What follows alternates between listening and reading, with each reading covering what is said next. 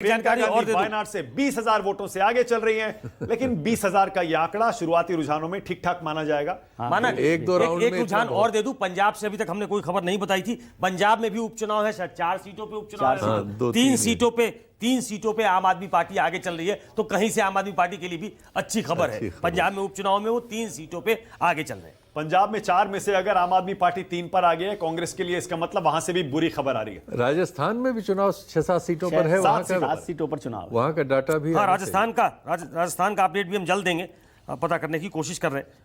Okay, तो देखिए वायनाड जहां पर प्रियंका गांधी की जीत तय मानी जा रही है, वहां पर पोस्टर लग गए प्रियंका गांधी के साथ साथ राहुल गांधी और इंडिया गठबंधन के। नहीं, इंदिरा इज बैक लिख रहे हाँ, मैं हैं। अच्छा, इंदिरा लिखा है, Indira is back. Indira photo भी गांधी उनको से इंदिरा गांधी के साथ मैच करते हुए दिखाई है ना इसमें फोटो। इंदिरा गांधी से प्रियंका गांधी की तुलना करते हुए अभी शीतल जी ने प्रियंका राजस्थान गांधी का के पूछा था। पोस्टर वायनाड में लगे।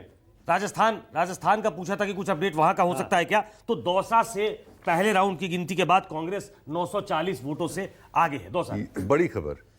ये महाराष्ट्र में ईसी के हिसाब से, मतलब इलेक्शन कमीशन के हिसाब से 13 सीटों पर लीड अभी दिख रहे हैं, जिसमें 4 भारतीय जनता पार्टी, 4 एनसीपी और मतलब अजीत पवार साहब की और शिंदे साहब एसएचएस जो शिवसेना है वो 3 सीटों पर, और एनसीपी शरद पवार 2 सीटों पर। मतलब कांग्रेस का भी खाता लीड में नहीं खुला है। ये तो सारा एनडीए का ही हो गया है। सारा एनडीए का नहीं, है। इससे कांग्रेस तीसरी स्थिति में पहुंच गई है, दूसरी भी नहीं रहेगी। बीजेपी के बाद पहले शिवसेना आ रही है, फिर कांग्रेस। वही देख रहा हूं।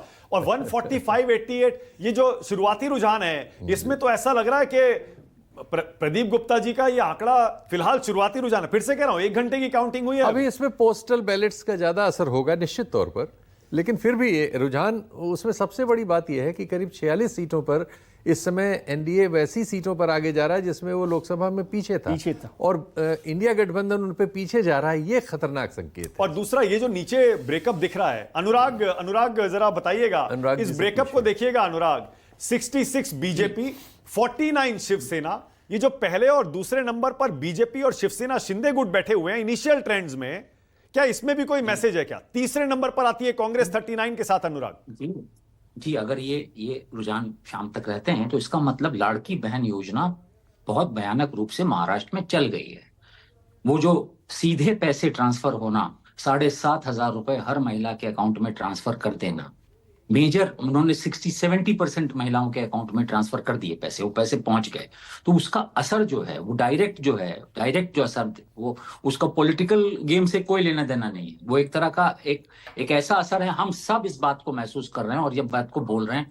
हम प्रदीप गुप्ता से सहमत नहीं है, लेकिन बाकी सब जो ट्रेंड बता रहे हैं कि महायुति को एज है, ये तो हर कोई लगभग मान रहा है। लेकिन लड़ाई खत्म नहीं है। मैं ये कह रहा हूं कि ये आंकड़े हर चुनाव क्षेत्र में भयानक तरीके की लड़ाई चल रही है। तो वो आगे पीछे, जब आप प्रैक्टिकल होकर के मुझे ये दिखाएंगे ना कि कितने वोटों से कौन आगे चल रहा है, तो आपके समझ में आएगा। वो बड़ी जैसे प्रियंका गांधी एक तरफा चल रही हैं, ऐसे आपको बहुत ज्यादा महाराष्ट्र में दिखाई नहीं पड़ने वाला ऐसी सीटों पर।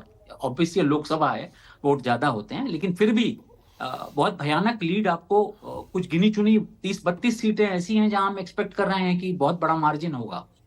बहुत बड़ा मार्जिन नहीं है। हाँ। तो लड़ाई चलती रहेगी शाम तक। हम इसको, हर चुनाव क्षेत्र में जब लड़ाई चल रही हो तो वो ऑब्वियसली वो आंकड़े गड़बड़ाएंगे।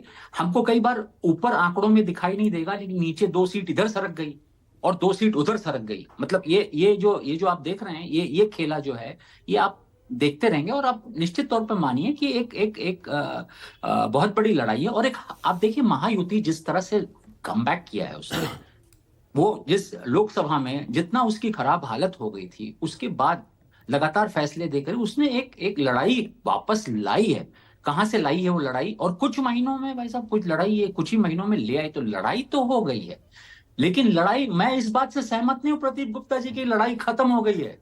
एक जानकारी दे दूं, माना एक जानकारी अनुराग जी, महाराष्ट्र को लेकर एक जानकारी दे दूं, वो ऑब्वियस सी सुनने में लग सकती है। एकनाथ शिंदे के क्षेत्र से जानकारी आई है, वो 4,223 वोटों से अपने क्षेत्र में आगे चल रहे हैं। एकनाथ शिंदे भी आगे।